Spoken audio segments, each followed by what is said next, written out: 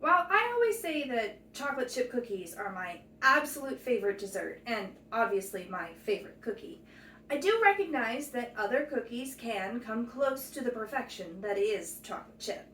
One of my all-time favorite near perfect cookies is the Oatmeal Scotchie from Cookie Love.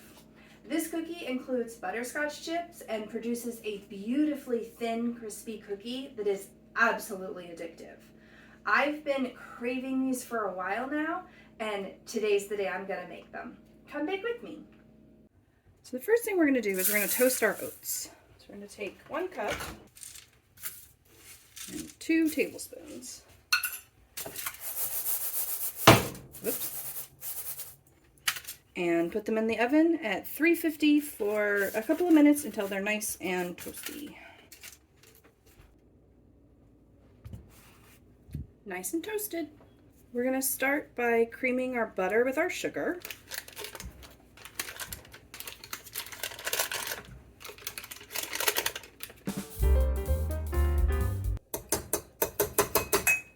Light brown sugar, dark brown sugar,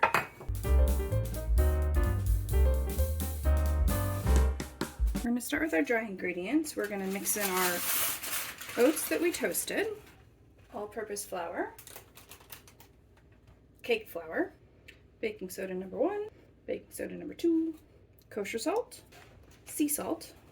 All right, I'm going to mix that together, and the whole point of this is I'm going to use this to coat the butterscotch chips, which otherwise you'd know I totally would have just skipped this step and put everything in the mixer. Butterscotch chips. She calls for 1 cup.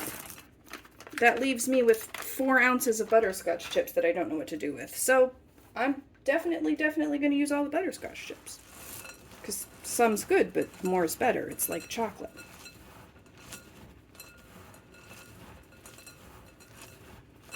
Alright, they're all nice and coated. Moving on. We're going to add in our egg and our vanilla. Then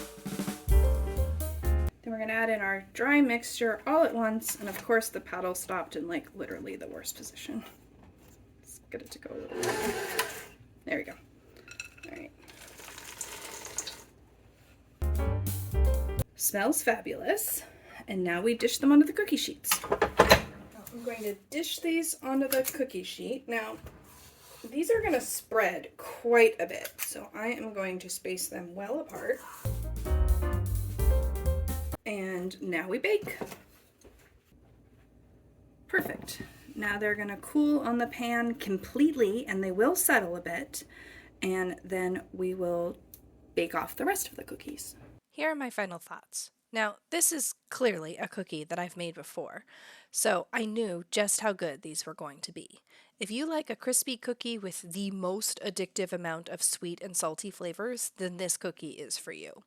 A word of warning, while they are pretty large, you won't be able to eat just one. At least I can't.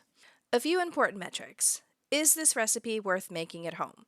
With 1 being Oreos, totally not worth making, and 5 being chocolate chip cookies, totally worth making. I'd say this recipe is a 5. These are almost perfect.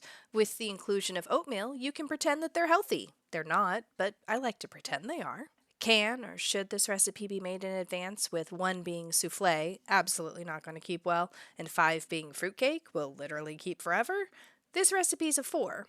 They do keep pretty well in an airtight container, and like most things, they are best the day they're made, but they continue to be crispy for a few days after. If they come into any kind of moisture, though, they will get soggy. This is not a problem I've ever encountered, as guaranteed I have eaten them all well before they lose their crispiness. How hard was this recipe, with 1 being instant pudding and 5 being the multi-layer death by chocolate cake I might make someday? This recipe's a 1.5. If you can make cookies of any kind, you can make these. The most technical thing is toasting the oats, which is as easy as it looks, and the only challenge is in not getting distracted and letting them burn. It only takes a few moments for them to get toasted, so if you're smelling oats, they're done and it's time to pull them. If you've made it this far, thanks so much for watching. If you haven't already, please consider subscribing. I upload a new video every Friday. And hit that like button if you liked it. If you have a recipe you'd like to see me try, please put it in the comments, and I'll see you next week.